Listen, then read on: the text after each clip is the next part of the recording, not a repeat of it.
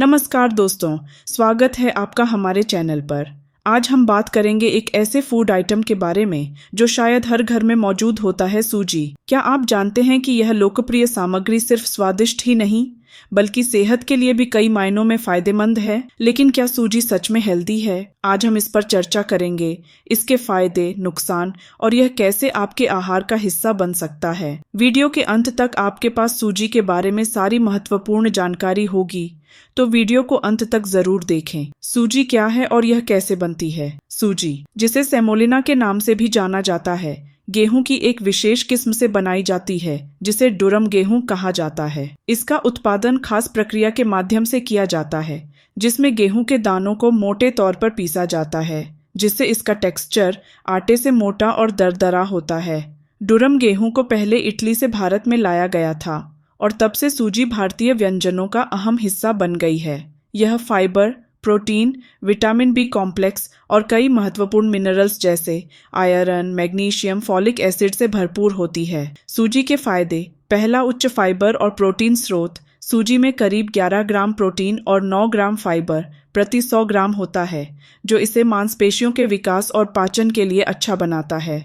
दूसरा, विटामिन और मिनरल्स का भंडार। सूजी में थायामिन, फॉलिक एसिड और अन्य विटामिन बी समूह के पोषक तत्व होते हैं जो शरीर को ऊर्जा देते हैं और दिमागी स्वास्थ्य को बनाए रखने में मदद करते हैं। तीसरा, कैलोरी और वजन। 100 ग्राम सूजी में करीब 333 कैलोरी होती है, जो आटे के करीब होती है। आटे में 320 कैलोरी होती है। अगर आप हेल्दी रहना चाहते हैं तो इसे सही मात्रा में लेना आवश्यक है। चौथा, कम ग्लाइसेमिक इंडेक्स। सूजी का ग्लाइसेमिक इंडेक्स कम होता है, जिससे यह धीरे धीरे पचती है और ब्लड शुगर को स्थिर रखने में मदद करती है। हालांकि डायबिटीज के मरीजों को इसे खाने से पहले डॉक्टर से सलाह लेनी चाहिए। पांचवा, दिल के लिए हेल्दी। सूजी में कोलेस्ट्रॉल नहीं होता है, जो इसे दिल के स्वास्थ्य के लिए फायदेमंद बनाता है। सूजी के नुकसान।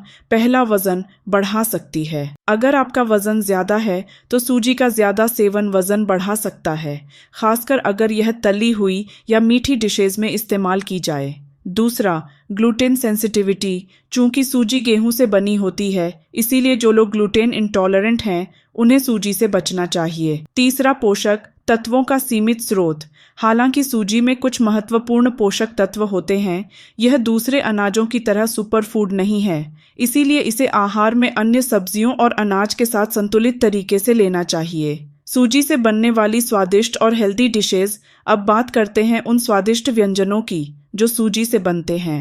दक्षिण भारतीय रेसिपीज में इसका इस्तेमाल बहुत होता है, जैसे कि सूजी का उपमा। इसे ढेर सारी सब्जियों के साथ बनाएं ताकि यह और भी हेल्दी हो। सूजी का ढोकला और इडली, हल्की और आसानी से पचने वाली डिश। सूजी का डोसा, कम कैलोरी के साथ स्वादिष्ट।